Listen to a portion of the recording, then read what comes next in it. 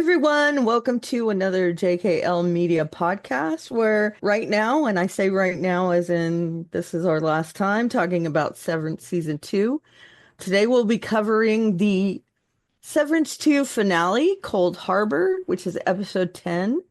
It's written by showrunner Dan Erickson and directed by EP Ben Stiller. Before we dive into everything, I want to introduce my co-hosts. We have Jesse, who is the J in JKL. Hello. Hello. I'm the K. And L in JKL is Lou. Hi, Oh, everyone. stop it. And again, we have Brian, who has been good enough to join us for a lot of our Severance talks and giving a lot of really great insight. So welcome back, Brian. Thank you for having me. Okay, so I have a bunch of notes, and I'm sure these guys are daunted when they looked at them, but really I'm going to kind of skim over them. First of all, I want to cover the fact that we just got a season 3 pickup. And boy, is that good news coming out at the right time to get us all hyped up for season 3. It wasn't a foregone conclusion, but I think it was a pretty safe bet that they were coming back for a season 3. You guys excited to hear that, I'm assuming? Absolutely. Yeah, so did I. Pretty much. They had said several times, we're not renewed yet, but they were already writing a third season and all that. But it's official. Apple Plus has renewed it. I saw an article that says they're actually losing money streaming, but they're proud of what they put out. So they're okay to do that, which I think is a great outlook. If this was on Netflix, it would have been canceled already. Props to Apple Plus in this case. Usually I'm not an Apple girly, but okay. So first, we do have a feedback from this season, which is awesome. It's from someone that we've had feedback from before. It's Davia Archibald. So I want to kind of skim that real quick. Nice. I've enjoyed your discussions. Unfortunately, I haven't been able to follow along with Babylon 5 reviews, but I do have them to look forward to when I'm able to once again view it. I did enjoy your discussion on Barbie, definitely a particular view of feminism and not one I share. Left the movie wishing we'd gotten more, and V for Vendetta. I somehow missed your Tragically Hip discussion and will have to catch up. And then as far as Severance goes, I've been enjoying your discussions of season 2, and Brian's views are a different take. I've certainly been surprised with the take the story took in the second season. I was stunned when we found out that Helly was Helena Egan in the first season finale. A few minutes before we were told that Gemma, Mark's wife, was still alive, I'd figured it out. The shock for me was Helly being an Egan. As for season 2, I wished we'd learn more about how Irving had figured out the stuff he did on the outside. How did having brain surgery become so normalized? The stuff about Mark, Dylan helps with those answers. Why Irving? Why Helena? Why did Mark's potential co-workers at the start of season 2? It appears Mark was quote unquote chosen. So I'd like to know why. For needing what Gemma is going through in episode 7 was the most disturbing. Seeing her entering different rooms to access different personalities left me speechless. My prediction / fear for the season 2 finale of Severance is that Helena's father will use the Severance technology to create the Helena he wants. It's obvious Helena's dad does not like her. I fear, having seen Helly on the severed floor, he may choose to pick her personalities, as we've seen Lumen experiment with Gemma. Looking forward to the finale and hearing your episode. Be ever wonderful. So thank you, Davia. That was awesome. I love getting feedback in general, and that was cool to get one for our Severance talks. Okay, on to the discussion. One of the things that I wanted to hit was the music. And I'm going to play a tiny clip of each one. We can talk over it. The first one was when he hits 100%. And that's Serious by the Alan Parsons Project. You guys know this song, right? It's used in sporting events and things like that, right? So, yeah, to jump ahead, I go, and now the starting lineup for your Dallas Mavericks. Exactly. And then we Say, there goes our monetization. For me, Any show that features Alan Parsons projects is an automatic win because Yeah, I love he's the them. soundtrack of my youth. That was the music that I listened to when I was studying in high school and college. Yep. And it's still the music I listen to when I want to relax and I want to go for a walk or chill out. I'm very familiar with Alan Parsons Project. I realize that they're not the greatest band in the world by any stretch of the imagination, but they are my favorite band. So I think they're I pretty was damn just, good. Yeah, I had several of their albums growing up, which I think is weird because none of my friends had anything like that. But then I had Mike Nesmith albums, and I'm not talking about the Monkees, I'm talking about his. albums too. Plus, I've been recollecting albums as he releases them in 5.1. So, Awesome. Blu-ray. That's great. Yeah. So that shows you how much of it, like my Alan Parsons fananism is the same as Jesse's Springsteen. Awesome. You know what's coming now is I'm going to want Uh-oh, you and to Alan join me Parsons. to talk about Alan Yep. Parsons on Set Oh Listing boy. Bruce. Yeah, Oh, we need to do that would be that a episode. blast. Oh, okay. Okay, next it's I'll Be Seeing You, which we've heard several times on the show. It's Gemma in the testing room, which is a lot further along in the episode, but it has a definite tone to it. And I thought it was weird that they played it over the sequence. They were playing that in the Gemma-centric episode because I loved this song. I love this version. I don't think there's a bad version of that song. No, There is just so much just very kind of sadness and melancholy in that song.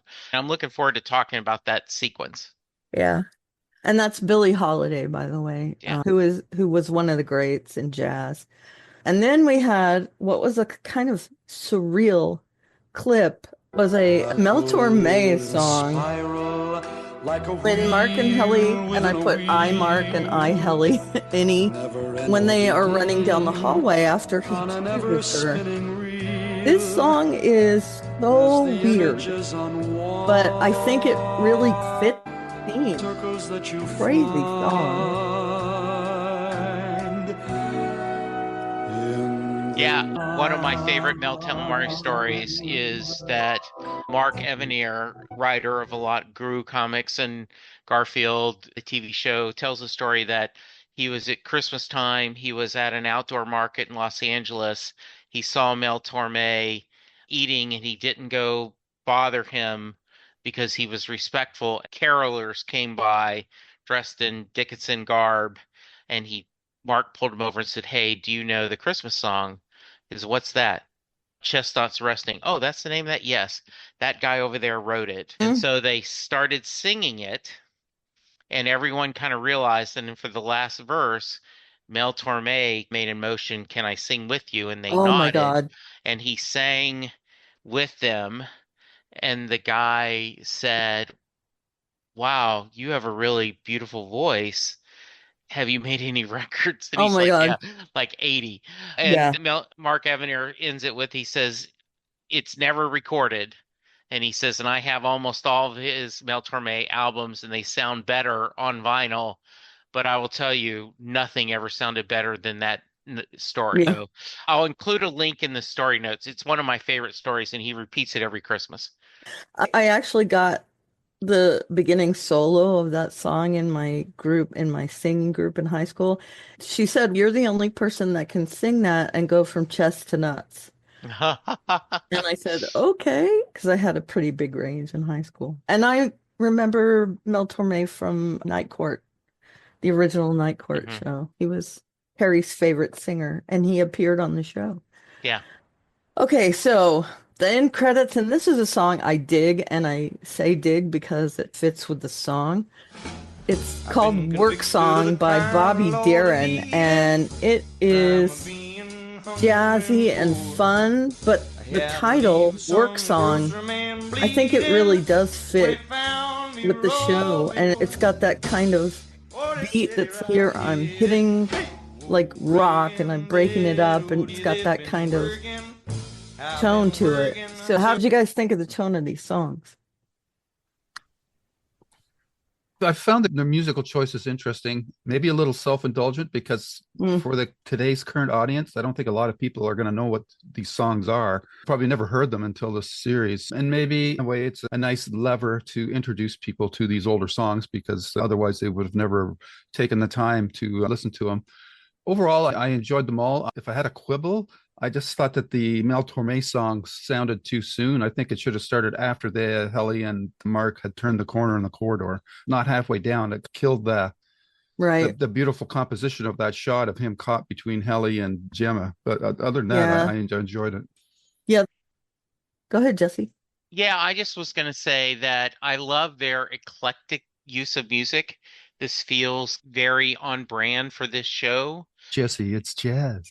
It is, and I think it's really interesting. And the the Alan Parsons song, I think, is the most well-known song that they used on it. And I Yeah. think including me, I could not have said it was Alan Parsons. I would have said, "Hey, it's the It's the arena. sports Yeah, thing. it's a Yeah. sports theme Didn't the song." So, Chicago use it first? Yeah. oh, it did. A lot of teams Yeah. use it. But yes, the Bulls did do that. It really helps set the mood.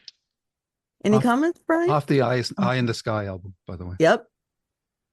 Yeah, I was just going to say, can we expect Eye in the Sky at some point? No, you guys all said it. It's their music choices are very much on point. I appreciate that they actually do get things that are somewhat obscure. If you're of a certain age or of like a certain genre, you probably know them, but they're very appropriate and almost like an original score that's fit to the whatever's showing on the screen. There's so much music out there. If you can get the rights, and Apple sure can, you can match almost anything to it. I think they do a good job with that.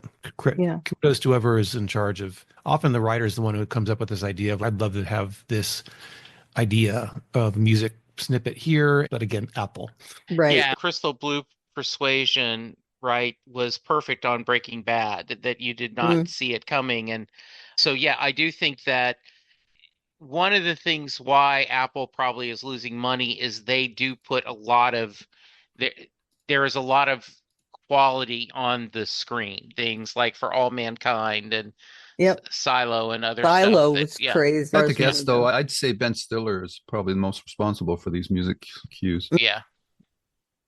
Yeah, because he's a pop culture junkie for sure. Okay, so into the episode discussion, and I'm going to go by sketchy plot point format, and I want to talk about the birthing cabin first. People have been saying that this is Emmy worthy. I tend to agree with them. The conversation that any Mark has with Outie Mark is stunning, and the fact that he and in the podcast, in their official podcast, he actually talked to himself. So it's really interesting to see that the conversation he had with himself was very and I'll say on brand for each character. He stayed in the tone of each character. And I love that. It shows his versatility. And there's also a couple of other parts where Devin tries to convince him, and that doesn't go over. Cobell trying to talk to him and giving him just enough information, but not all of it, because she could have said, I invented it, so I can help you. But I want to really talk about Mark in this scene. How'd you feel about that scene? What did you think about each of their talking points, all that stuff? I want to start with you, Brian.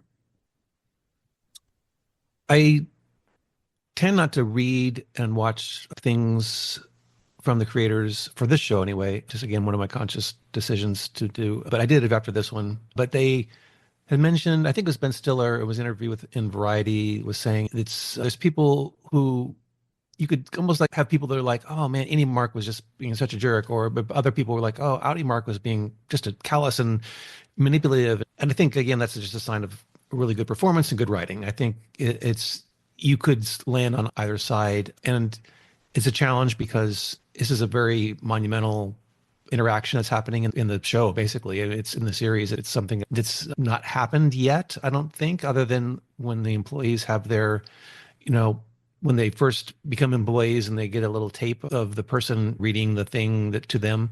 And that's kind of a one-way transaction. And so this was important. And they had to go from again, I thought it was all just so amazing of this kind of impression of, oh my gosh, I'm seeing myself talking to me, and not like just like a video recording of something you said in the past, but actually you talking to you, but it's not you. And then getting past that into the transition to, okay, now we're going to bargain. There's a bargaining element that's happening of, I want this. Can you do this for me? This is not what I want. So what are you going to do for me? And I thought that was done really well. And I think what I came away with really in terms of, I don't know if who I sided with more. I was like, more thinking of Audi Mark's pain and what he's gone through and what he really needs. And it's, if you're seeing someone going, you're seeing yourself, you're talking, and at first that, again, that point where you're like, this is interesting. I can't believe I'm doing this. But then if you were actually to interact with yourself, and would you see things that you would be like, oh my gosh, I can see why people might find this annoying. Am I really the jerk? Because do I talk too much, or am I too pushy? Am I too? And in this instance, he's seeing any Mark being just a child, and he says that as much as in the end, and that there is truth to that. We've talked about the innies and how they're essentially children or what have you. And my wonder to this day is, how much knowledge and information do the innies have? Do they have knowledge?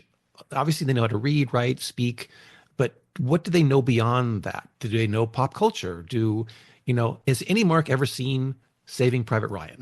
Does he have a concept of what a sacrifice that a hero makes is beyond? Because maybe not. Maybe they don't know anything other than like these mythological Kier stories that they fit. And if that's the case, then he wouldn't understand. It's okay. I just want things for me.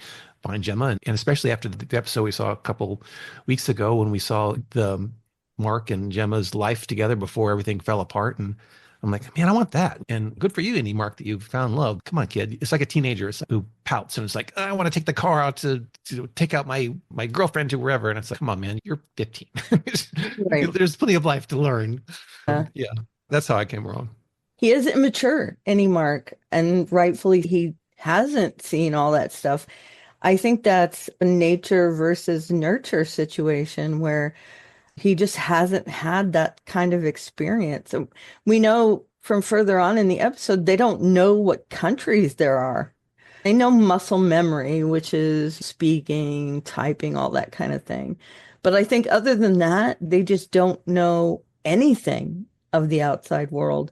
The only reason they know that there is a video is because they've seen it on the inside.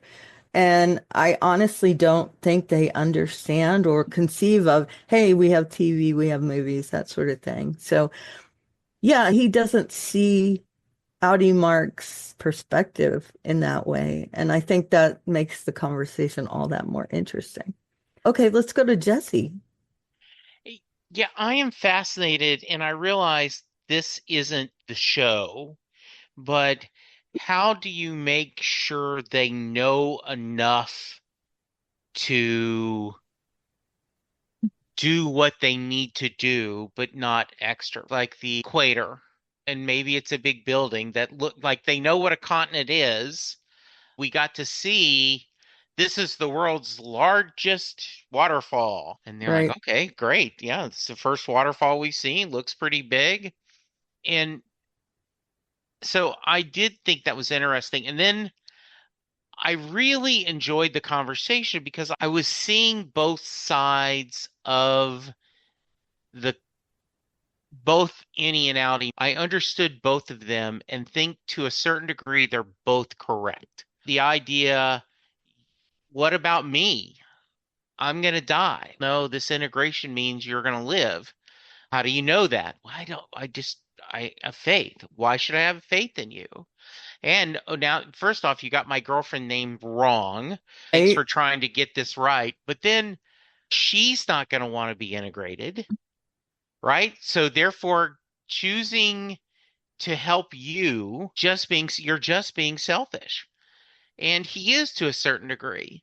So I really love the conversation. And that was one of the things I wanted, right? I said, I want them to have a conversation.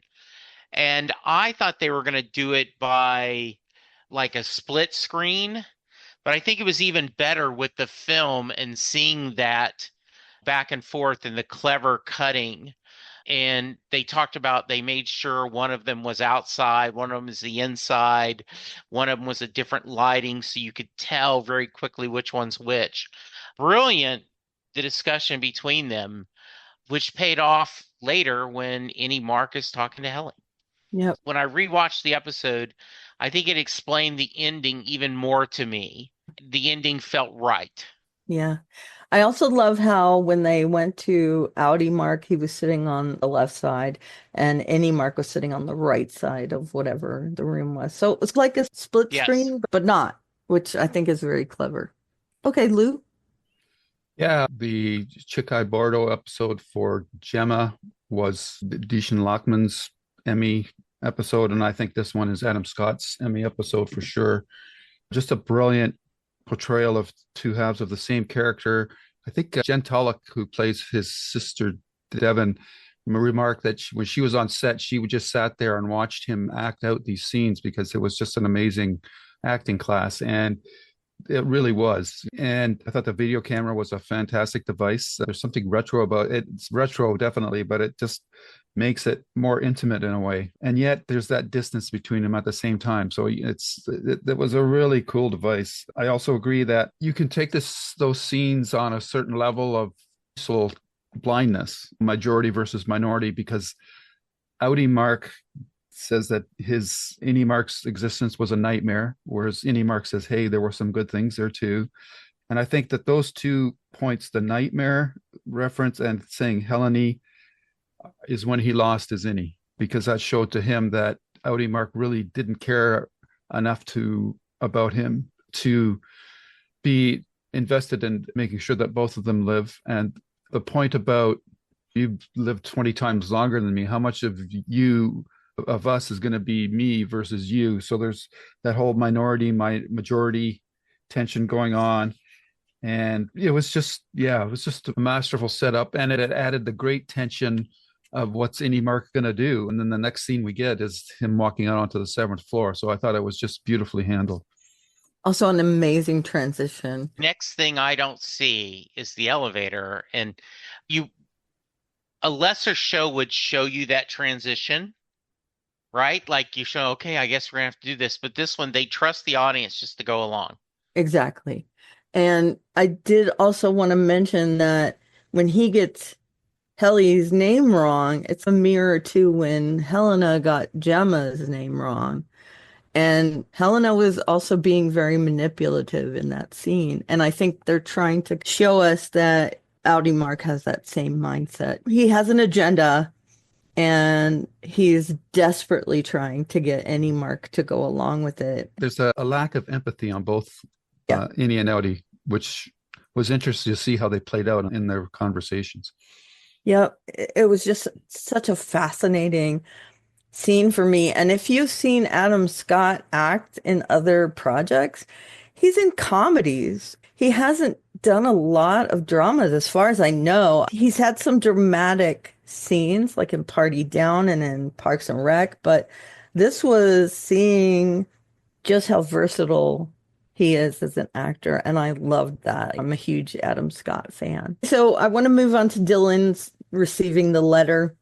Just quickly, we'll talk about that. That was really his only part in this episode. He returns to MDR and helps Helly later on.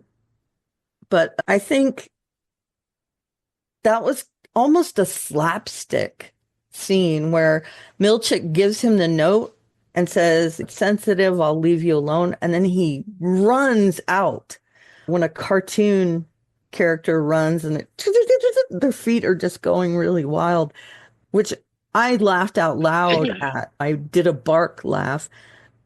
This was Milchick's episode, I think, in some ways, and playing the funny beats in the episode. But one of the things I really appreciated about this scene is the flashes to Dylan's Audi life, where you can see that he appreciates his Innie. And it's such a stark contrast to how Irving feels about his Innie and Helena feels about her innie and Mark feels about his innie. He wants to be more like his severed personality so that he goes back to a better time with his wife. And when he says that, that's when he wins over any Dylan. Let's start with Lou. What'd you think Yeah, about that? yeah, I totally agree with you, Karen. And the letter from Audi Dylan was a wake-up call for Audi Dylan. So he processed what had happened. Initially, he was angry with some of his points. That was funny. He got his anger out, but he still had enough wherewithal to realize that this was making Gretchen happy. So therefore, he was okay with it. And that maybe through her experiences with him, he would become a better man. Though we know that's no longer going to take place because the whole Severance floor is basically its purpose is done now. But it was a nice gesture, and it was a good way for him to come back into the episode to serve the purpose that he did later on. I have to say I was surprised to see him show up at all, because I really thought they had pared the cast down to just the essential characters for this episode. So it was a nice surprise to see him come back. And I think a really upbeat part of the show, too. Yeah, I hate to say this was my favorite part of the episode, but Highlight. it was a highlight. First of all, Yeah. And then, okay, now that I've gotten that anger out, it makes sense that we both would be attracted because she's perfect. And that scenes of him while he's writing, and I think it's funny that he hand writes it, doesn't type it on a letter or a computer, it's handwritten, and basically says, "You've given me something to shoot for, and I was jealous of you, and you are me," which is very confusing. That's one of the things that this severance thing only works if you don't ever use the overtime contingent and nothing strange happens. So, yeah, I loved this conversation, the way it ended. And I think it gave any Dylan a sense of, yeah, okay, maybe life isn't just bad. And then he gets to be one of the cavalry. For hell, I just love it. it was great. Yeah, I totally agree with all that. I loved it. I think for this episode, there was like, obviously for me, the Gemma and Mark reunion was a very like emotional part, but this scene with Dylan having that connection with his Audi, or the innie with his Audi and vice versa, and how there's that kind of mutual understanding of the self of them. It really affected me. I thought it was really well done. I took that to mean Audi Mark was like, dude, you were helping me become better. And one of those steps is I'm going to let you decide. It's in your court. You check the box to continue or not. And on top of all the other part of that scene really hit me. I was like, wow, that's growth. So anyway, just thought that was a fabulous scene. I agree. Great point, Brian. It is. Yep. I also want to put a little drop in here that when he does join Helly in stopping Milchick from interrupting anything, they use the vending machine, which has been a very important part of Dylan's life. He dropped it earlier, and we know it's going to play some part, but it was something that was unsuspecting to me. I just thought it was really great that Dylan is the one who's using it, along with Helly, obviously, but Dylan is there using it as a tool. And it was just funny to me. Something they put in that some people probably won't notice, but it's a meta in joke.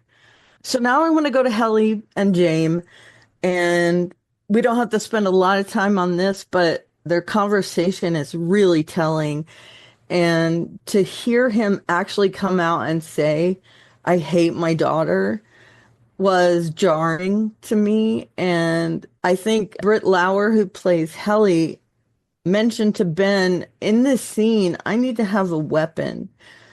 And I think it's a good thing that she picks up the weapon, because I don't know that she really gets the threat that this guy is. But he's still really creepy and is saying really weird things. And she mentions that you're effing weird, dude. So just quickly, how did you guys feel about that conversation? It was very interesting, as in most of this episode was. Them going back and forth. Go for it, Lou. The first thing that jumped out to me was Helly's clothes. She's wearing a Yep. green top and a blue skirt. Off the bat, I think that's a visual cue that is this a reintegrated character, or is it Helena, or is it Helly? Definitely think it was more than just Helly throughout the episode. That scene with her father was freaking weird. Yep. He's on another planet, that guy. I Yep. don't know where his head at. It's like I've been sympathetic to the Helena character because I think she's been brought up like in a Dune, like Benny Gesserit, genetically programmed way. And he says what parent would say to their child that I don't love you. That's just inconceivable. And her, you know, her upbringing has led her to this point where I think even her Helena character is rebelling against her father and the whole Egan thing. But I really do think that the choice of her clothing with the green top and the blue skirt was very deliberate. And yeah, she's just such an interesting character. I feel sorry for her. And yeah, I just don't know where they're going to take her and Mark into next season. Exactly. There's a prevailing theory that is a reintegrated Helena. That's what I came up with by the end. Yeah. Okay, Jesse. Do you think I like the idea that they would know how to reintegrate? And that may be one of the reasons they sold her on you can do this, because then you'll be able to Yep. better lead this company, because it's like starting as on the factory floor, Right. you're going to be CEO, right? You Right. need to know this. We're doing like an undercover boss kind of Yeah, thing. the idea that I used to see Kira in you, and now I see Kira in her, but I don't. All my illegitimate kids, which kind of explained why they have a birthing cabin. This was, Gross. just like, hey, I get to spread my seed because I'm looking for the next here. I can't think of any other real life, real world billionaire that has these multiple children or anything that's trying to take over the world, but we'll move on. So I love their conversation, and I I want to think it's integrated too. She seems so supportive of any Mark. We know Helena also has a fascination with him. We'll see. Yeah, exactly. Yeah. By the way, I don't know if either one of you or any of the three of you watched Daredevil Born Again. Not yet. Okay. All right. So Not yet. there is a scene where one of the characters eats breakfast and they cut it. They're eating dinner and it's cut very small bites. I've never It's Helena. Yeah. Okay, Brian. Yeah, that scene short, but I think impactful that in ways we don't know yet. There, it was tucked in there, and in the future probably we'll revisit that dialogue really carefully to see how the seeds were planted for future things. The thing that struck me was he said something to the effect of, I didn't see Kier in her, I see it in you. And that was such an interesting line because from me, any Helly is the quote good one and has the more empathy and all the things. And the outer one seems to be very driven and cold and whatnot. And what is it about the anyone that somehow has the attributes of Kier, who seems to like just to be this very odd persona? Of course, we don't know. Like Kier has been dead theoretically for generations now, and do people, his whole persona, been mythologized to some extent? We don't really know, other than these writings and whatnot. What is it about this any Helly that it makes her somehow more Kira? I don't know. And as far as the reintegration, I don't think so. This is maybe just me projecting because I don't want it to be that right now. Is she looked at him and she's like, "Who the F is that? Here, that's a weird." Right. If there's any instance element of outie in her, she would have not had that reaction. So it just, to me, that was like a tell for the audience to be like, just to be I was writing it, I would be like, how do I tell them that the audience that this is Annie Haley? Oh, I'm going to write, oh, the F is that's so weird. That's just my take on that. And just as always, my gosh, the framing and the lighting of that shot, especially when she stood up and had the pens almost as like this dagger behind her. It looked like a great panel from a graphic novel or something. Yeah. It looked fabulous. I just can't speak enough about the way the show is produced, and we talk about Emmys for the various actors and whatever, but throw it in there for the direction and for the cinematography. And I'm the sure the art writing for this department. episode, the writing for this episode has to get Emmy. Yeah. Yeah. I think the rebellious nature of Helly is what he sees as Keir in her. Yeah, and Helena doesn't have that. She didn't until this episode. Yeah, and I think the I see Keir in you, that can also, and again, it's a theory that's out there. I don't know whether I believe it or not, that they've been putting some of the Egan lineage in other bodies. And I don't think that it went all the way back to Keir, but I see Keir in you. Yeah, that's a good Yeah. point. And he doesn't want to put a Keir in Helena. He wants that attitude. He wants to be a fighter.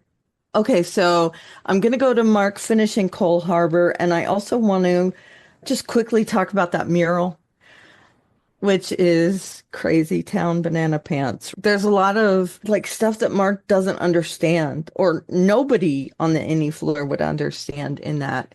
And I want to give a shout out to Scene Invaders, who did a legend on the mural saying who everyone is. And we have in the back, we have the Egans with Helena in the middle, which I find interesting. It's not James in the middle, who is the current CEO. She is just the current generation. She is up there. And then she's also down in the bottom where we see Dylan and Irving and Petey and all those people that worked on the MDR with Mark and Cobell. And then we have Rickon's friends in there, which any Mark doesn't know who they are. And Exactly, yeah, it's just weird. The MDR replacements who Mark barely got to know. Bert, Felicia, who the other employee with Bert, Rickon and Devin. On the other side, we have Gemma, but it's Gemma in the wellness body. Casey, yeah. Miss Casey, Milchick, Huang, Natalie. We have Granger, who has since passed. Lorne, Wyatt, Goatman, they're all from the nurturing department. And we have the Tempers, which were shown in this episode, which was weird. The masked people that were in Dylan's little reward party thing. And the Ortbo Shadows are also there. Mr. Drummond is not in this picture, which I find interesting. We have Grenier, but we don't have Drummond. I thought he was the guy right behind Drum. I don't know. I'm looking at I pulled it up today too, and I thought he was the one in the back with kind of like a book over his chest or something, but it could be. Oh, that's one of the shadows. Okay. Yeah, I'm looking at it too. I don't see Drummond.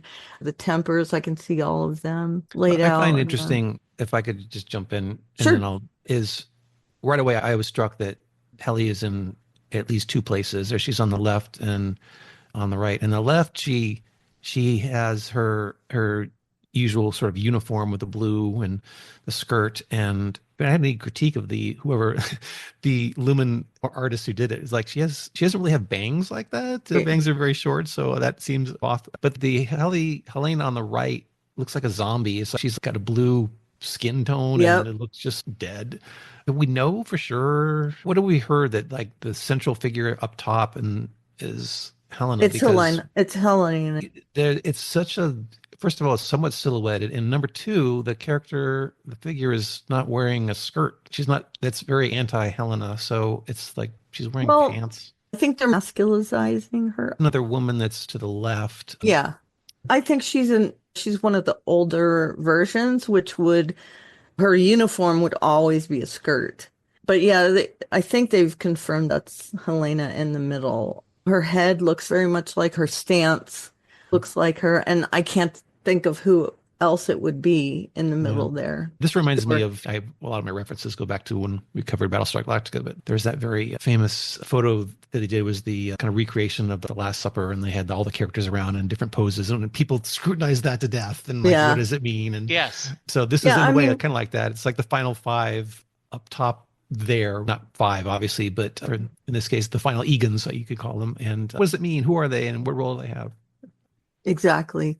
And they don't go in generational order. Helena is in between her father and the original Kier, which I find interesting as well. And I don't want to overanalyze this, but I want to get your take on how you took that. And of course, Mark is the savior figure in the bottom with his hand up and eyes closed. It's him down there. That's weird. Just the whole thing is weird, and the fact that they included Petey and Grenier and these characters they're gone and they're supposedly out of the consciousness of the show, but hey, let's remind you of these characters. Lou, what'd you think of the mural real quick? I have to be honest, I didn't really look at it too much. I'm just listening to your things, what you guys just said. I think it's just a nice summary of the first two seasons, if nothing else. I do find it interesting that Mark is only depicted once in the painting. And based on where the show has ended, which Mark are we going to get next season will be interesting as well. They do show Helena or Helly with the mixed color top, which will never happen until this episode, I don't believe. So it's interesting that they knew that ahead of time. It's just a very cult-like painting that you would expect from a cult. So it really fits in with the tone of the whole Lumen, Kier, Egan vibe. Yeah. I'm pretty sure that if Lumen were in the real world, it would definitely be a cult. And I agree with you. It's very cult-like with the savior motif, although instead of Kier being the savior, it's Mark in this case. Question I think that everybody has. Why is Mark the one? Special. Can only be one. Yep. Yeah. Exactly. There is no spoon. Is that the Matrix thing? Right. Yep. Go for it, Jesse. Yeah, I had not spent a lot of time. Oh, that's cool. And then thought, how did they so quickly paint that? But once again, we don't know how long. It feels like it's just the next day because Cold Harbor, everyone was excited about it. But that's a hand wave that we like, okay, yeah. Was the painting waiting there last time, and then when he didn't show up, they had to pull it off and get ready? Kind of I'm like assuming. the band, Yeah. like telling the marching band, hey, sorry, you guys, you don't get to perform today. Hopefully tomorrow, because that sounds pretty fun. Yeah, it is. It's interesting. And I didn't spend time on it until today, to be honest, but I was fascinated by the painting. And I honestly think that they are a machine. And they had a group of people that does all those paintings, and they're like down there to painting. Yeah. Like they had it sketched out already, and they're immediately like 5 people working on it, and they get it done overnight or whatever. Yeah. So yeah, I just found it fascinating. Okay, so Mark and Helly have a conversation when they're sitting at the desk, and I think it's weird, the lighting, it's not stark white anymore. We have a more subdued tone in the room. Helly tells him that she is Helena, and so don't waste time on her. And at this point, we're thinking this leaves him open to choose Gemma, and that's how we're going to get him to do what Audi Mark wanted.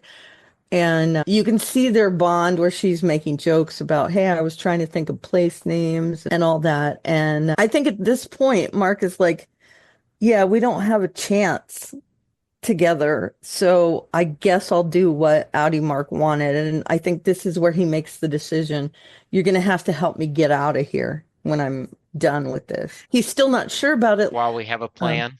Exactly. A plan that we think will work today. And I just thought that scene was really good between the two of them. And then we also have the scene with Milchek and the statue of Kier. I was a little disappointed that it was the actor who plays Kier that did the voice. I wanted it to be Ben Stiller so bad, but Ben Stiller was working the remote control that did the movements for the Cure robot. So we had him in this scene. We also see the disrespect that Lumen shows for Milchick here, where he's making jokes at his expense and putting him in his place by calling him by his first name and not Mr. Milchick, that kind of thing. And then after it's done, they march in. Like the most surreal thing is a big marching band coming in to salute him. And if I could get in every episode Milchick dancing, I would love it because, man, he is fantastic. And you can see that he's practiced this. He is ready to celebrate, but it's almost a begrudging kind of, I can't believe we're doing this again. I got to dance thing. So, anything you guys want to talk about in this area, go for it. Let's start with you again, Brian. Yeah, there's so much to unpack with the animatronic and the whole celebration sequence. Yeah, the animatronic was so creepy, and I just loved how I think like the viewers, they were Hallie was like looking at him like, is that, what, because you look at it and it's like, is it an actor or is it actually like a thing that they, Right. it looked really creepy. Yeah. Not maybe to the head, but just the hand, just to show how this is not right. I will say the marching band is one of two things in the episode which I didn't care for or felt was a misfire. I understand the whole idea of the celebration and the music and that getting Milchick to do his sort of leader with the baton thing, which is again same with you. I would love to see him do any kind of expressatory moves, dance, whatever. It felt like the marching band was like a little bit too indulgent in terms of not lumen to me. It was like Mm. it maybe immediately just come out of it. Wait, are these severed people? Is that all that they do? They're just severed to be a marching band, and who do they perform for? Like the other 364 days of the year. And this is one of those, a minor case, but this is one of those times where I was like, the case of what I would have done type of thing is I just would have pulled in some random employees for a ragtag, I don't know, pick Yay. something like a jazz quartet or something, like Sure. 4 or 5 people with instruments that come in from other departments and they know how to play and they could achieve the same effect of playing music and it could have been competently done, but Sure. it felt a little bit too much for me, but doesn't really detract overall from the episode. That struck me as like a kind of off, and it, especially the fact that it was a long sequence. So yeah. And I do think that they've used it as a device because how else would Mark and Helly be able to escape without this big diversion? Sure. And the room being full and them being able to, it's definitely a plot device. And I Yeah. agree with you. It's weird that they would have a marching band, a severed marching band. Yeah. So let's forget for a moment the logistics of a massive hand wave of why you would have this marching band. Mm. Why would you think that when you finish this, you would want that marching band? It just seems the weirdest. And then your manager, and he's coming Right. out like celebrate, hey, I'm happy to be here. And I did love the jokes and him saying, oh, and you're 5 inches taller, because there is this tension in that they do not appreciate him, which always sends me mixed messages because as we talked last week, I can't stand Milchek, but at the same point, I love it when he goes back against the man, even though he is the man and for the innies world. So it made no logical sense, but creatively, the idea the band's still playing, there's the mass chaos when Helly's grabbing the walkie-talkie and there and putting Putting it all in the the toilet. horns. Yeah, Yep. that massive chaos was wonderful to see. So that it worked for me, but you truly have to turn off your brain Yeah. and go, okay, there are full-time bands in the military, and that's their job. They Yep. play an instrument, but that's because they stay busy. all the time. There is things where the Marine Corps band or the U.S. Army or Navy bands, they're playing concerts and they're doing shows. But I just can't picture, all right, we get to go once a year. Yeah. Or once. Yeah, exactly. They're practicing, obviously, for part of the year. I saw someone compare the celebration and merriment department to the party planning committee. And I find that amusing that maybe those are the guys that help set up for parties or things like that, set up for the waffle parties and the melon thing. Who knows? But I think it's weird. Okay, Liu. I thought this was self-indulgent. It was my least favorite part of the episode. I know from interviews with Ben Stiller that they were trying to figure out, well, we have to go bigger than the jazz party that they had last time, but I think this was too big. I think they just should have went with a bigger ensemble of singers with Milchek or something, or dancers.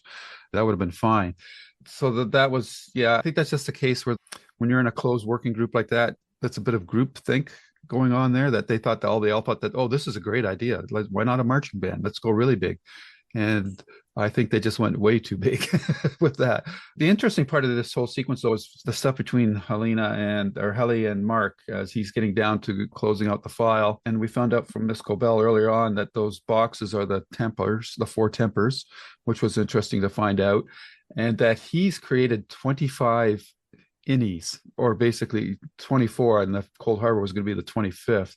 So that's interesting. So what kind of damage does that do to a person? I guess we may find out next season. I don't know. But I also loved her Helly's talk about the equator, which interesting because of again, I'm stuck on the clothes, the green and the blue.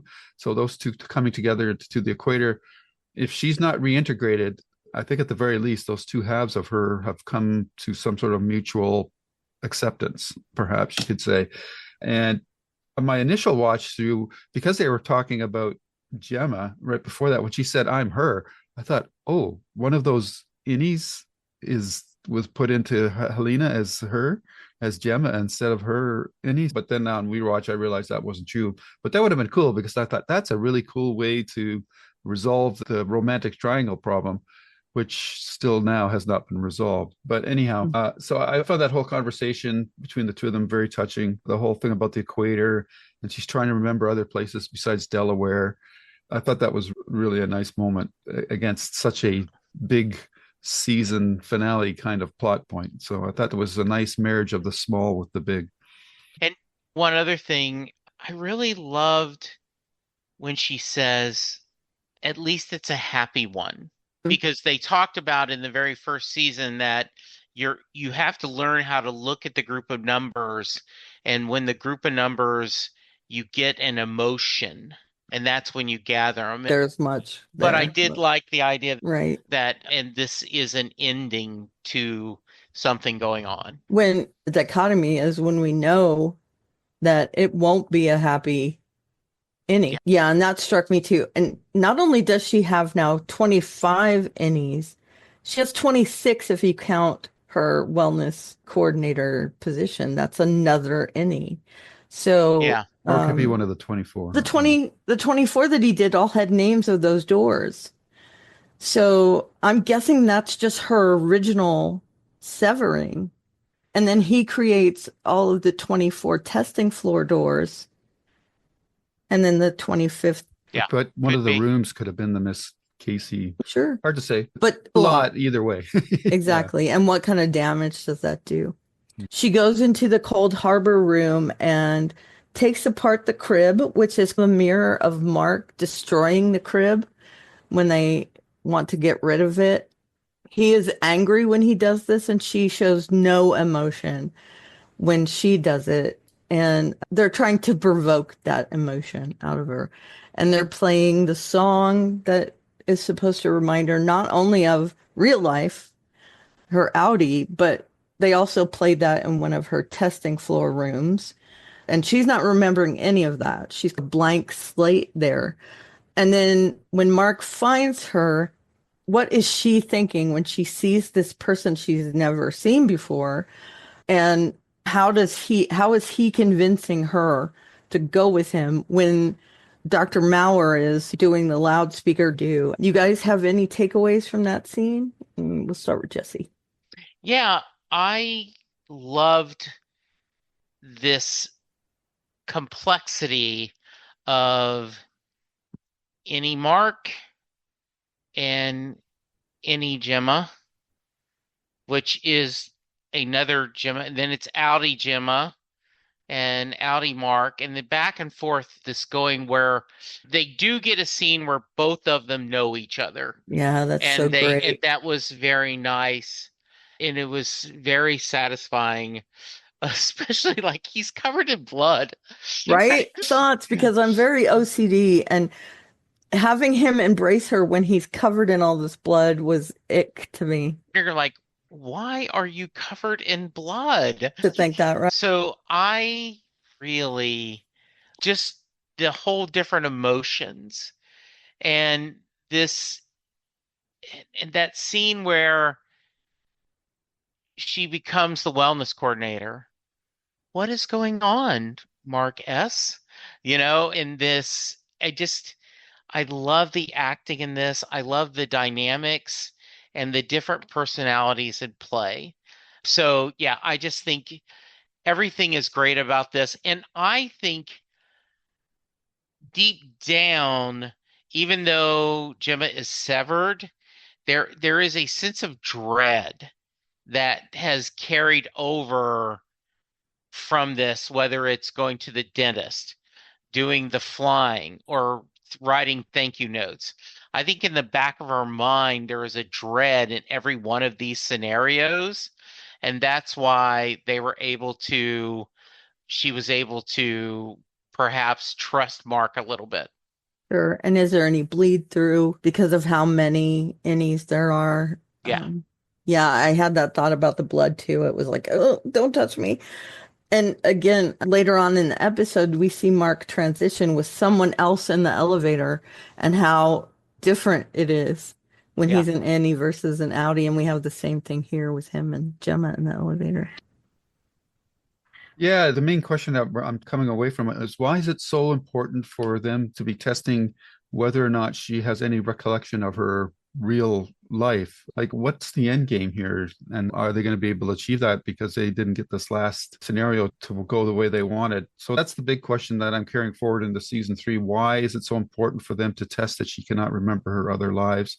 Yep. I think it was very touching that even despite all the blood over him, she still trusted Mark enough to leave the room, which is a big moment. And it undercuts what Egan was thinking, that she didn't have any connection to her other lives, because that's a deep cut for them.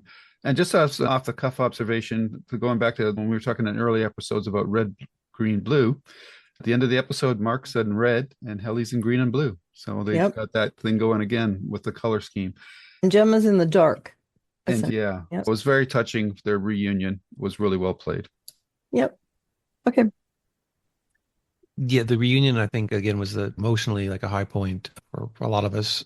And I think when real Gemma saw, and I say real Gemma because there's all these other personas are just like weird personas, saw Audi Mark, I think the blood probably didn't shock her because real Gemma's been living in this weird lumen basement for years now, or whatever. And she maybe hoped someday that she would be rescued. And if it did rescue, then the guy might be a state that wasn't just all buttoned up and pristine. Sure. I, like many people, I still wonder what is the whole business behind the Cold Harbor, behind finishing the files. Technically, they did finish and they did get a result too. So did they need to, was there something that needed to happen to Gemma in the room beyond just that we're missing? But ultimately, it almost now doesn't matter as much. Now I think it's more a mystery driven aspect of the show, but it's also very much character and driven at this point. How do the characters get out and how do they have their happy endings? I did feel that in my second occurrence of what I would have done, which is very minor, but when Audi Mark entered the room, and again, I kind of lose track of which Mark was in which room at the end because they had those great combinations of things happening with the different personas flipping. But when he was in the room to see the Cold Harbor Gemma, and Dr. Mowers was like observing it, I wish they had played it just for a beat or so for you to maybe question, like, was this orchestrated even to this point where Mark was supposed to come in the room, and have her look at him, and that'd be the ultimate test of, do I feel anything? Do I know this guy? Now here's this guy who is her husband, who was the one who went through the experience with the crib. And I felt that would have been something that they could have just, again, for a beat, made the viewer be, whoa, was it really that much machination behind it, where they really drove him to be there? So this is the test, not the crib, not whatever, but they didn't, because almost from the beginning, Dr. Mowers on the thing, stay away from him, don't listen to him. They even cut out one of his lines and just had him kind of look at the screen without an obvious sort of effect on what was happening. So you'd be like, whoa, is he happy about this, or is he mad about this? Anyway, that's what I would have done editorially, but I thought it was like so much else. Jesse, I think, touched on it.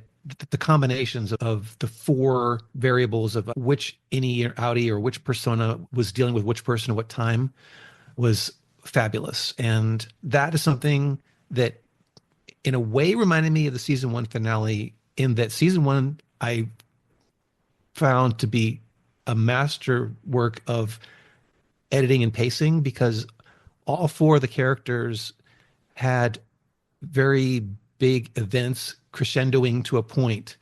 And that was a really tough thing to do, story-wise, editing-wise, to keep it all going in that way. It's hard. It's like big movies don't succeed with it. Force Awakens has the final battle and whatnot, and things are happening, and it's not edited well. There's things that are happening there that they're not matching pace-wise. And when I say that as just a critic, armchair critic, but I'm not the only one. I've seen videos on YouTube talk about it. But so anyway, for this one, the same thing. I found that the combos of this Mark talking to that Gemma, this Mark talking to that Helly or whatever, it was really well done. And they managed to pull it off seamlessly through this mechanism that they were in this place, they were in that elevator, they go up to this place, and this is happening. It was just so well constructed. And I can imagine them just looking at a corkboard and just putting cards around and being like, this is it, guys. This is the way it's going to work. I just thought that was great. Just great. Yeah. What do you think about the idea of it being a possibly, just for a second, machination of him? Yeah. It would be very difficult to engineer that, I think. But I wouldn't put it past Lumen to want to do something like that, to make that an ultimate test, like to escort him there and have him go in the room and see how she reacted to it. Yeah. Yeah, just very strange. But it would be Audi Mark, because he is not attuned to that room. And so I don't think they could chance it. Yeah. But I don't think it would have been the actual ultimate plan. But again, it just from a storytelling perspective of, let's just play with the audience a little bit so they just for a moment suspect that it could be off. So you create that sort of like inner tension of viewer would have, wait a minute, is this supposed to happen this way? And yeah. Did we talk to you already, Lou, about this? We did. How about you, Jesse? Me too? We have? So we're done with that point then. Yes. Okay, I want to talk about Drummond, Mark, Lorne, that kind of thing. The goat sacrifice. I know how empathetic you are. I have issues with animals being hurt. And the goat was so cute. So freaking just adorable. That's one of my weaknesses on TikTok, is watching people who breed animals. And a couple of them have goats, and I've watched them grow up from a tiny little baby to an adult goat. And I was gutted when I saw her bring this goat in and him having the gun. And I was like, okay, don't do it. Don't do it. Do not do it. I mean, we were actually set to have a discussion about the Firestarter movie, not the original, but the remake. And they kill a cat, and I said, I'm gonna have to pull out. I just can't. I couldn't continue with the movie. I have a big thing about animals being harmed. People can get killed and it doesn't faze me, but if an animal gets killed, Who? Drummond. I didn't care about Drummond at all. I don't know about you guys, but I was rooting for it. Animals are innocent in my eye. They don't understand what's happening as my cat yells in the background. But I have this kind of innate belief that if an animal is harmed, the person is terrible that does it because the person makes that deliberate choice and the animal doesn't have an agency in it. I was glad that the goat was saved, and we can see that it's the motivation essentially behind Lorne actually rebelling against all this. And you can tell that she's had to go through this a couple of times, probably, and seizing her opportunity to make sure that the goat gets away. That I think is motivating her part in the fight in the hallway. That fight was amazingly blocked, I thought, for a fight that was in one place. They were glued to that one place in the hallway, and it looked so real that I was taken aback when Drummond just punches him. In the first part of the fight, he goes boop and punches Mark in the face. And then, oh, it's on now. There's going to be a fight here. And it was funny and upsetting all at the same time. And I loved Lorne. And you can, again, they're painting Mark as the good guy who says, no more killing. Let's not kill him. Even though I think in the back of his mind, he knows that he's going to be useful. And then we see that Audi Mark kills Drummond in the elevator, which again was funny and tragic all at the same time because now Mark has to live with that on his soul. What did you guys think about all that stuff? And using his blood to get into the Cold Harbor room, which I thought was inspired. Let's start with you, Brian. What do you think? Yeah, I agree. The blocking was amazing. They had a very limited shot selection to work with, and they did great. I'm glad they thought of it because it was one of those things that's Chekhov's blood, basically. The first time that scene showed from the nurse, I'm like, okay, that's going to matter. And I liked that he had to have his own thing pricked first for him to have the light bulb go off. But kind of like what I was saying before about putting things in the audience's mind, when it pricks his blood, part of me is thinking, oh, are they going to use just that for something? Not that they wouldn't already have his blood because he's a Lumen employee, and I'm sure they have like your DNA 6 ways to Sunday. But Right. But yeah, that's a nice callback for something. And this show does a really good job of laying some things down on the table that eventually, if you're paying attention, they will come back. And Even tiny little things like that. And there's things that people will look at and say, oh, but the Coke bottle was showing. There wasn't a Coke bottle, but just for example, there was a mug on the thing and it was rotated this way. And does that mean? Oh, yeah. Just to the nth degree. Unfortunately, I don't think there's that much of that. No, they let you know when there's something important. Yeah. And we've discussed this in prior episodes and brought it up, and I just really appreciate a show that does that kind of work. And going back to the conversation with Helly and Mark, when they're saying, I have something to tell you.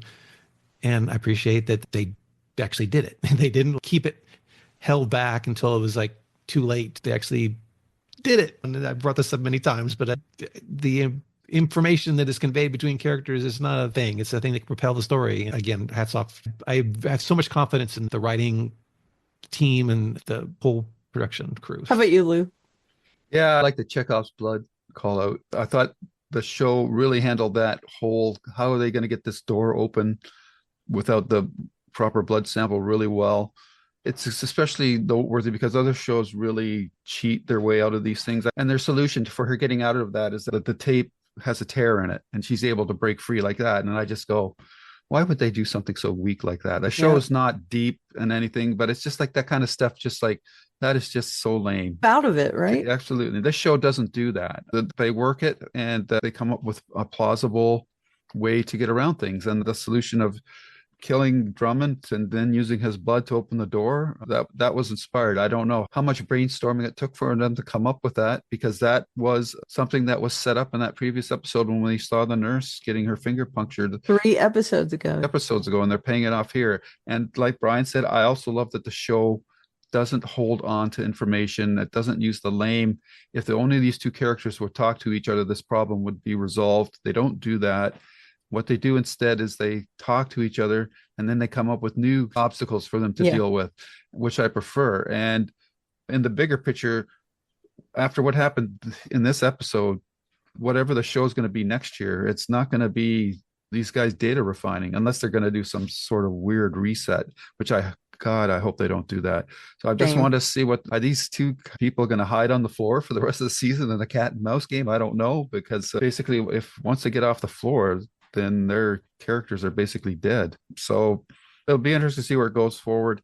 And yeah, the fight scene was so heightened because of the cold white, hallways and floors and that. And so when you start seeing the red, it just really even stands out more. And like when Drummond threw Mark against the wall that one time, I was going, wow, that looks really real. I don't know how they did that, but yeah. And that punch, like you said, was totally a total shock, because the show has never really dealt with violence to a large degree. There's been some icky things, but it's always been more body horror kind of stuff. So this very visceral fight was cool. And they got Lauren, who of course we know more from Game of Thrones. She got to do some combat against. She was great.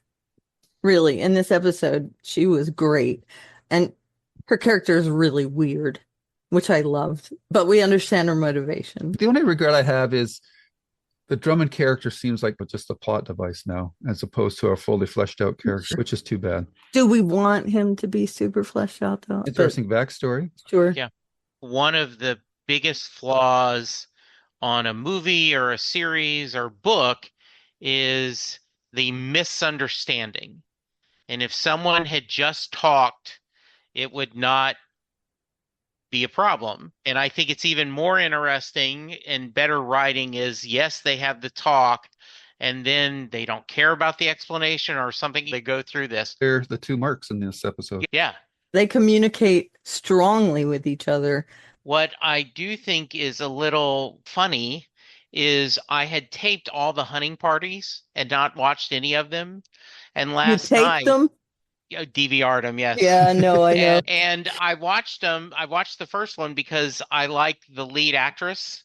Mm-hmm. And then one of the other leads is from La Brea. And I went, okay, this is pretty mindless bubblegum. And so I've watched 3 or 4. And so it's certainly not groundbreaking, but it is fun. I remember when you saw the pricking the finger for the blood sample, I went, oh, they're showing you how secure it is. Yep.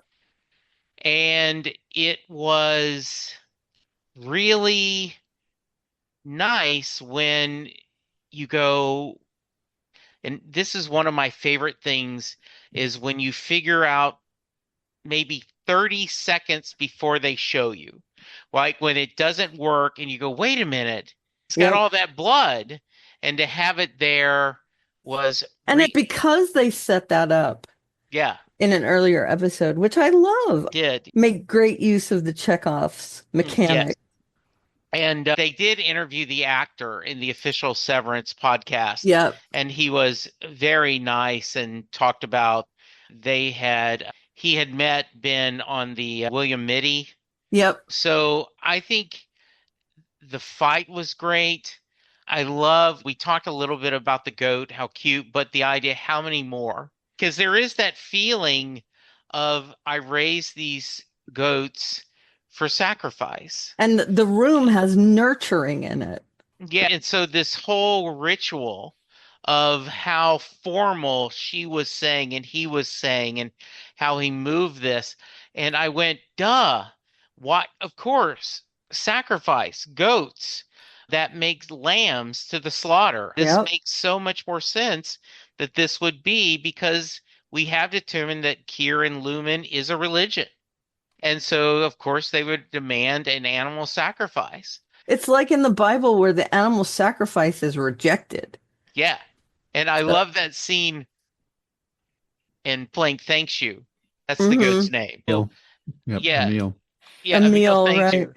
So because Daredevil has great fight scenes, both the original series with that was on Netflix That and then hallway this one. fight scene. Yeah. Wow. But you don't expect major kick-ass psych fight in a show like Severance. And to Right. get it is just, wow, this is great. Especially that big burly guy against Yeah. tiny little Yeah. Adam Scott, right? Yeah. His name is Dari Olafson, and wow, did he do a great job. Oh, and then we've talked about the band and Milchek and everyone, the whole trying to keep them away from there and everyone screaming into their. So there, last week I talked about there was so much tenseness in that episode. In this one, there is a sense of even when they're quiet, talking about, am I going to do the numbers? Am I not going to do numbers? There was an anticipation. And Right. once we get going, it was just everyone was running. And little resolutions Yeah. throughout to relieve the tension and then bring it back. How are you doing on time, Brian? We're good. Okay, good deal. Yeah, we're getting close. We have Mark and Gemma who go back to the severed floor. They return to their Ennies, and he has decided to save her. When Gemma is outside in the dark, Helly shows up at the end of the corridor. We've discussed, does she have an ulterior motive? He runs to Helly and leaves Gemma outside. I think that is a very interesting choice, but I think it's the only one the show could make in order to have a premise for next season. Because now we're wondering what's going to happen with these severed employees. Where did they lie as people? And I think that's a big part of the show. I want to talk about that. You guys have a thought about that scene in particular? What specific scene? Him leaving Gemma outside and Okay. going with Okay. Helly. Since I spoke up all day, Yeah, go for it. At first I was really disappointed. I was like, no, go outside, go outside. But then when I watched the second time and think about it, I'm like, no, he's done what he's supposed to do. He has helped her escape. And there's Helly right there. And so I've done what's right for my Audi. I've helped him free his wife. And when I leave this building or whatever's going to happen, ultimately, I'm not going to spend the rest of my life trapped in Lumen. And she's there waiting for me. And I can't get happily ever after, but I can get happy right now. Happy for now. Yeah. And I love that Jim is sitting there go, what the F are you doing? What? No, leave. I'm right here. But she means nothing to him. There is no emotional connection. So I love that ending. It sets up so much next season of where are they going to go? What are they going to do? How does this work?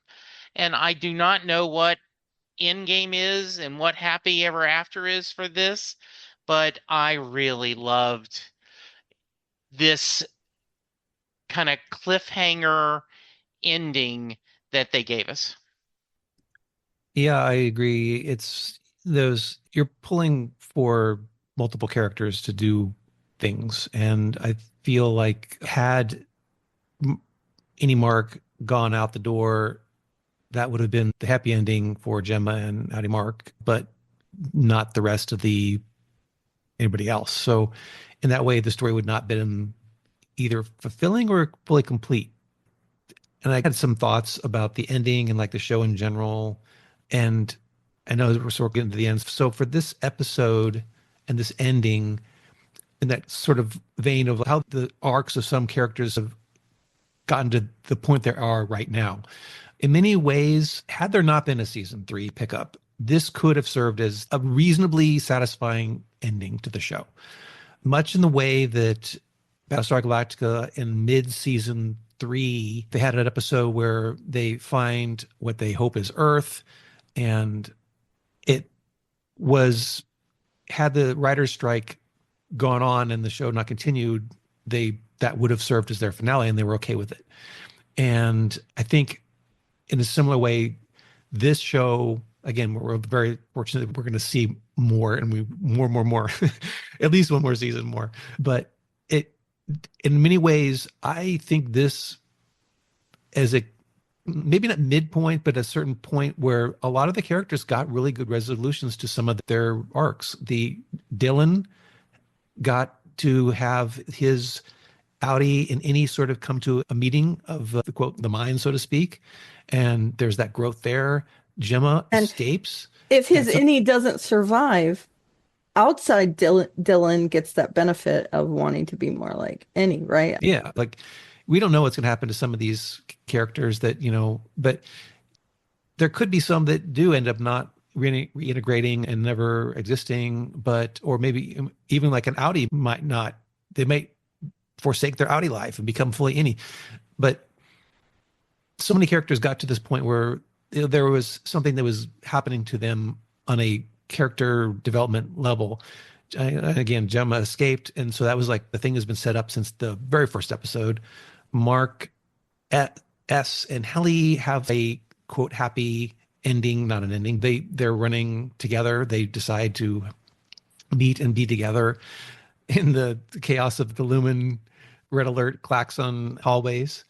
And I just found that to be really something that was a nice way to wrap up season 2. And I think the one more element that I would bring up is the final shot, the final frame of when they're running through the hallway, the music is playing and they freeze frame on this one shot.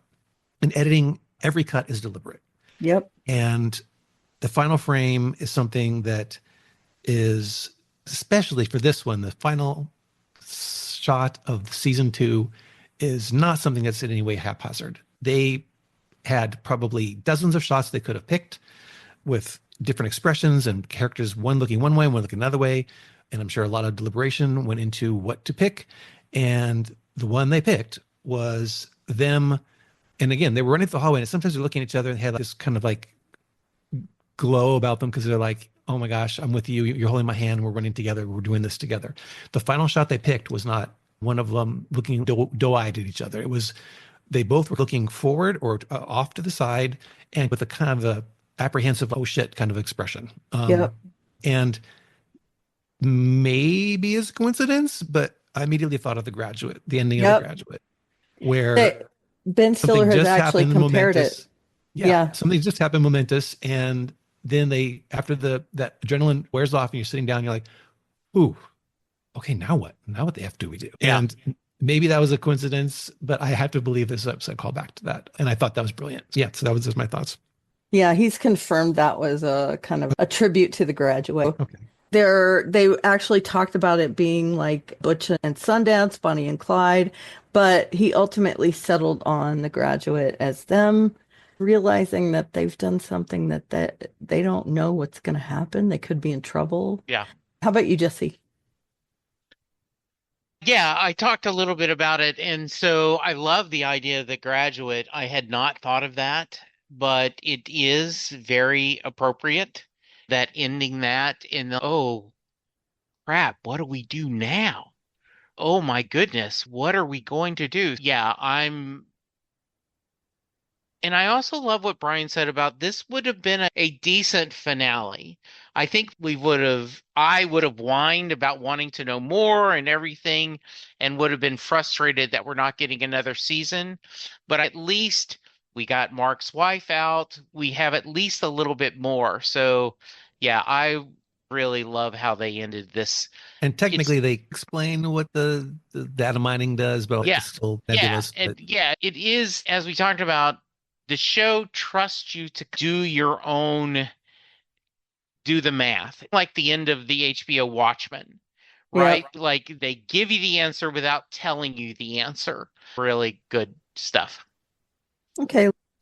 Yeah, I really like the point about the fact that they've answered most of the major questions that we've had, but they're raising a whole bunch of new ones.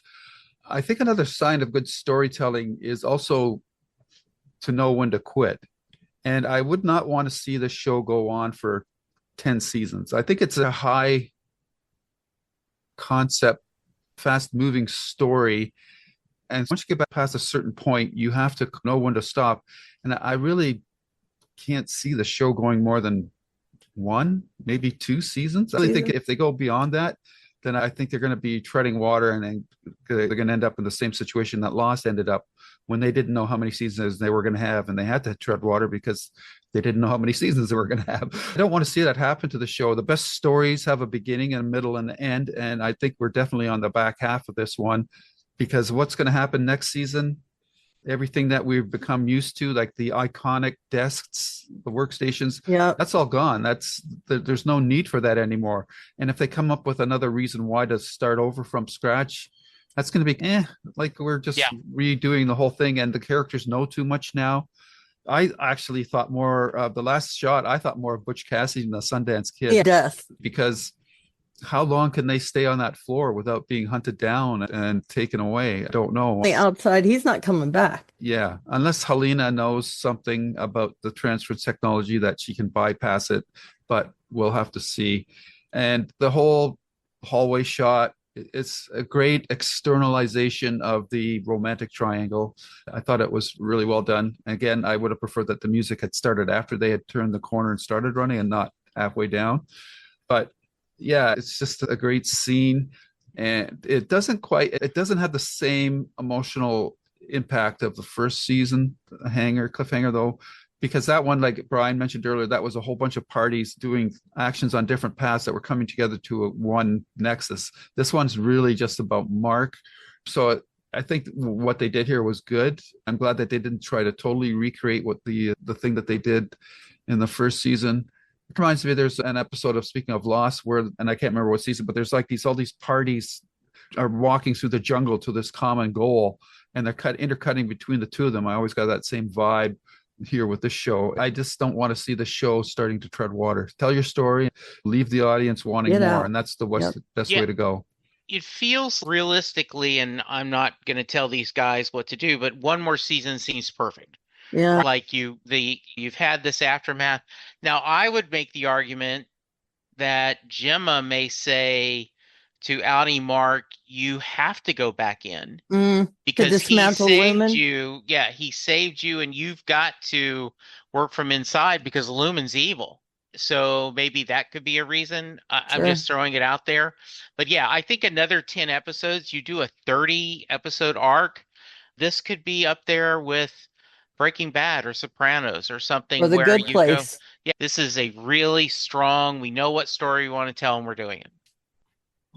Okay, so I want to talk about what do we think is going to happen moving forward. Really, I want that to be our last thing. Adam Scott is TV Land's Performer of the Week, and they're again mentioning Emmy-worthy performances.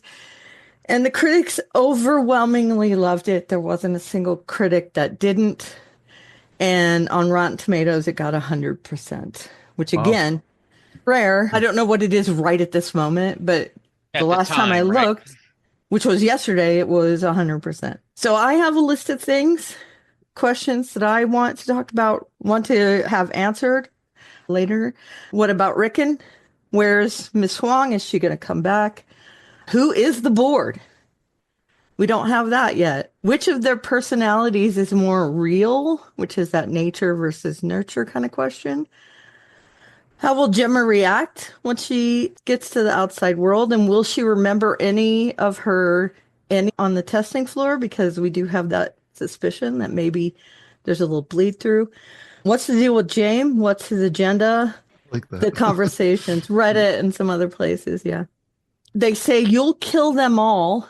Who is the them in this case? All the Ennies, all of Lumen? Who is he talking about? Because I found that kind of out of place, but they, like you said, everything's deliberate. Will Mark go outside and decide to reintegrate, or will he stay Any Mark and Outie Mark? However, they might work out a way to do that. Is Milchick going to be totally disillusioned with Lumen and help them on the outside at all? Why was Cold Harbor one of Earth's greatest moments? Again, that's the agenda. And would Outie Helena pick either Mark? Would she really pick him? We do know she has a fascination with him, but would she? Helly doesn't think so, but we do know a little bit more about her character. Do you guys have any thoughts about what you want to see in the coming seasons? I'll start with you, Brian. I think you covered it really well. All those things are really avenues that they could go down. And The one regret about this episode is we had no Irving, and which seems like a loss in a way. Sure. Dan Erickson mentioned that they, or maybe it was again one of the two, Ben or Dan mentioned something about they considered revealing what it is that the connection that Irving has with the Black Door, but they decided to not do that yet. They know what it is, but they just are holding those cards back, which is Sure. great.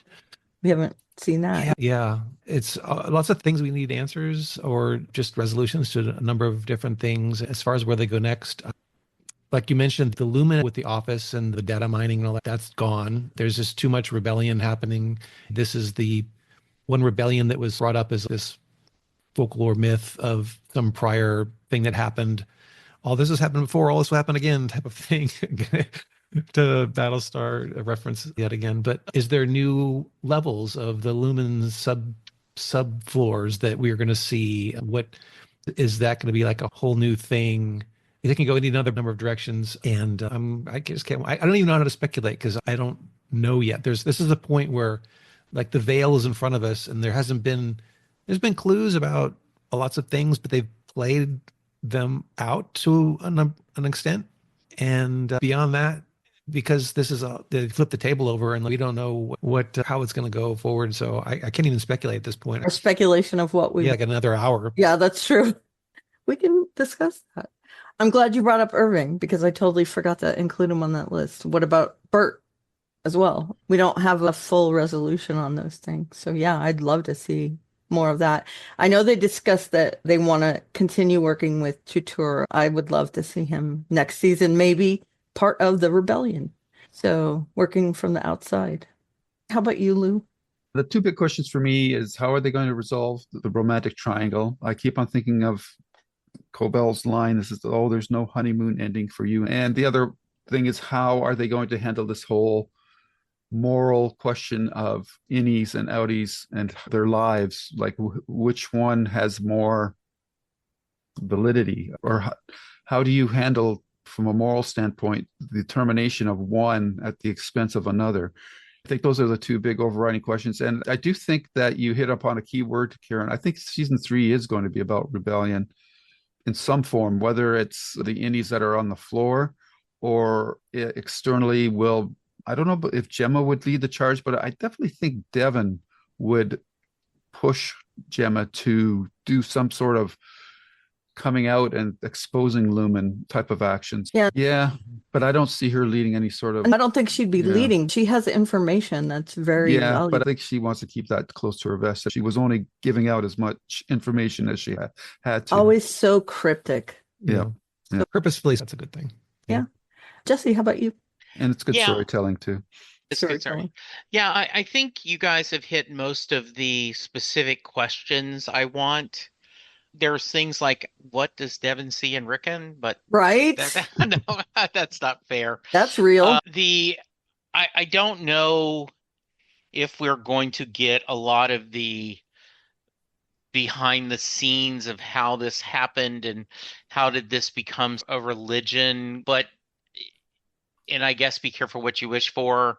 Right, because the next to last Lost episode was a story of how the island got it and everyone hated it because it was like, why did you get it here? I just think that the relationships of where everyone ends up is, I'm fascinated to see.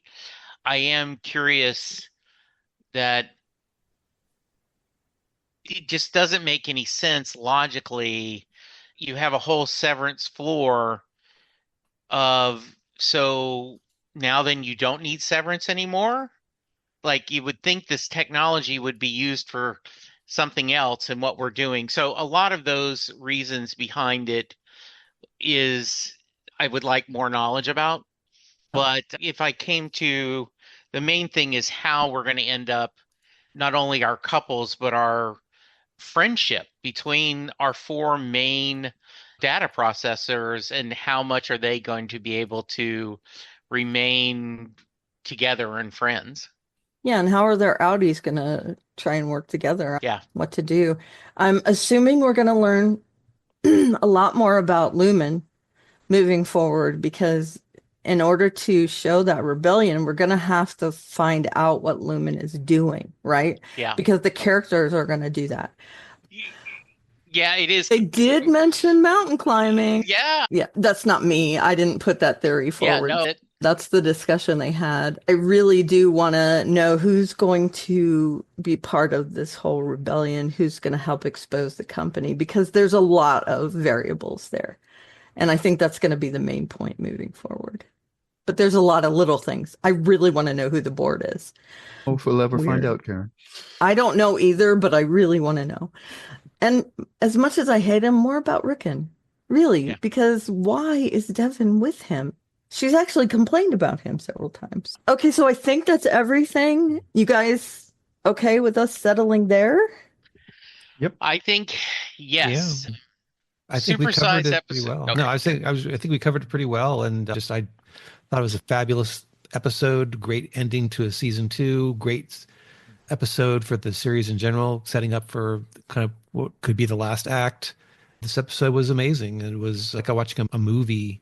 We talk about it being cinematic a lot of times, but that's more like visual. And I said, movies can be crummy, and this was in a good way because it was a long episode. It had major set pieces that were in the outie world, in the innie world, and there was just many impactful and emotional and satisfying beats throughout. And there were very varied and diverse set pieces that happened. And that's like a good movie. That's often you come out and being like, wow, that was great. This happened, that happened, this. And this did it. It was like they really saved their powder and they used it in this episode for sure. So I loved it.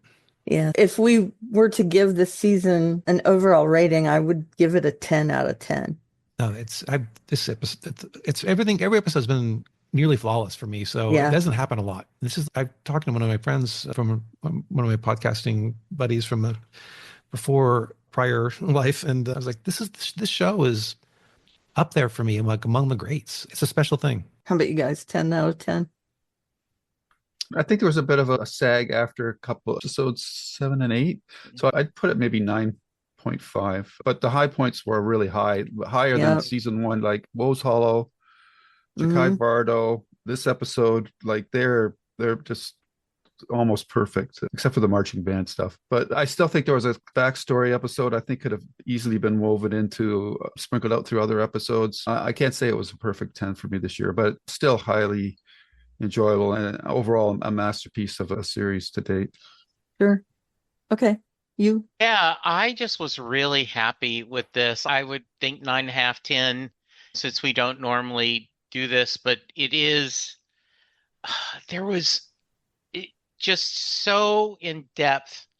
And I'm so glad that we were able to do this together. Brian, you joined us. Thank you for the other. I know it makes the episodes longer because there's now 4 of us expressing, but it really was nice to have you back talking, enjoying, and open, as I've said many times, open invite. If you want to spend your Sunday mornings hanging with us, we'd love for you to join us anytime. I agree. Thanks. I haven't been with you guys, but for 4 episodes, but it does feel like I just really comfortable talking with you guys, and I appreciate it. Again, you bringing me into the fold. Exactly.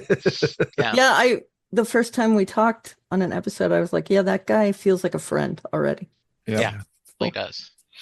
Okay, I'm going to drop a plug in for this guy, JJ Lendl. He makes posters that are in the style of the posters on the show. And he's done one for every episode. And he does other stuff like Star Wars. He did Doctor Who.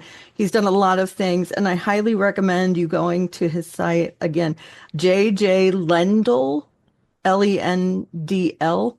That's his handle.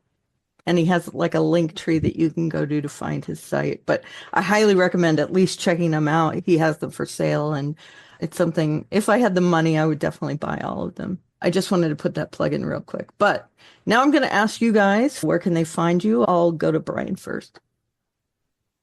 You can find some of my BSG and other geek content on YouTube at Geek Quorum. I haven't put some stuff up there in a while, but I have backlog stuff that I still need to do. And actually, Jesse and I and one other person, Seth, did a Mad Men podcast back in the day that website, I think it still exists, and you can find us on iTunes or whatever. That was the Madcast net. That was our Mad Men podcast. I actually have a couple unproduced episodes that I still need to put on. That shows you how backlogged I am. I don't know how Jesse produces as much podcast as he does. Right? Hat unreal. tip to you, my friend. Crazy. And you can email me at gquorum@gmail.com. That's GQUORUM. That's the usual all catch-all for my podcast stuff. Okay, Jesse, how about you? So I am at Jesse Jackson, DFW, on X, Twitter, Jesse Jackson on Facebook, where I am fighting the good propaganda fight against some of the political BS that is shown out there. Have a couple of fun episodes coming up on Set Lusting Bruce, especially this will come out probably April 10th. Jessie Lawson from the UK. She was one half of the podcast team that did Because the Boss Belongs to Us. Is Bruce Springsteen a queer icon? It's a 7-part podcast that was absolutely amazing, and she was a great guest. So please check that out. And Doctor Who is coming back, and so Next Stop Everywhere, Charles and I will be talking every week as we discuss the new season of Who. You have a pretty good episode coming out in a week and a half, too. Right? Yes, I do have a surprise guest coming up. I don't want to be too specific, but yeah, Early April. End of the month, first of the month, there's an episode coming out that if you like this show, you're going to want to check it out.